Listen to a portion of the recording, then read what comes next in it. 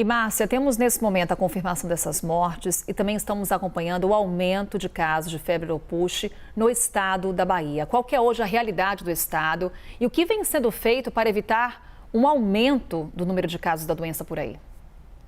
Hoje, no nosso estado, até o dia 25 de julho, nós temos já 839 casos. O que é que nos preocupa? A Bahia não era uma região endêmica, né? Então, a gente não tinha casos registrados. Então, desde 2023, o estado da Bahia adquiriu kits específicos para fazer a testagem não só do Oropost, como do maiário, como de outros vírus. Porque a gente entende que a gente precisa trabalhar com a vigilância ativa. O que é isso? Eu preciso estar à frente de um diagnóstico. Então, na presença de casos onde aquele quadro clínico ele é muito compatível, que é que acontece com o Oropost, ele tem um quadro compatível com a dengue e com a chikungunya. Então, facilmente ele pode ser confundido. Então, quando nós vimos que havia presença de dengue, de chikungunya no nosso estado, os casos aumentando, e nesse momento dano não detectável, a gente precisava entender o que estava acontecendo. E aí a gente amplia esse diagnóstico e a gente consegue identificar. Então, as medidas que o Estado vem fazendo, já começa desde o ano passado, são as orientações. É importante falar, Carol, que o maruim, que é esse mosquito pólvora, que é quem é o transmissor, né, da febre do Oropost, ele se alimenta de matéria orgânica.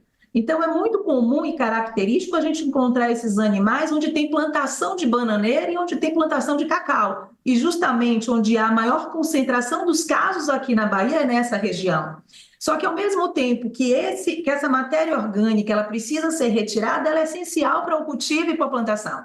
Então, quais são as orientações? As orientações que a gente vem dando desde o ano passado é manter os terrenos limpos, aqueles que são necessários, né? As pessoas que vivem, que são regiões mais próximas de mata, dessas regiões de plantação, precisam utilizar, além do repelente, roupas compridas, né? E aí vem a nossa preocupação com as gestantes nesse momento, porque a gente sabe que a febre do Oropost, há estudos em animais que falam de uma possível transmissão vertical. E estamos, nesse momento, num processo investigativo e criterioso, então precisamos proteger nossas gestantes e as crianças também. Tá? Então, tem toda essa orientação de limpeza, de uso de repelente, de uso de roupas compridas, evitar ir para esses locais onde você tem um acúmulo desse mosquito, desse vetorzinho. Importante lembrar que não pode ter e não há um tratamento com bloqueio químico, então eu não posso jogar veneno para matar eles, não tem indicação. Do mesmo modo que o paciente tem uma sintomatologia muito parecida com a dengue, e que a dengue, o diagnóstico, ele é dado clínico laboratorial, mas da febre do Oropost não.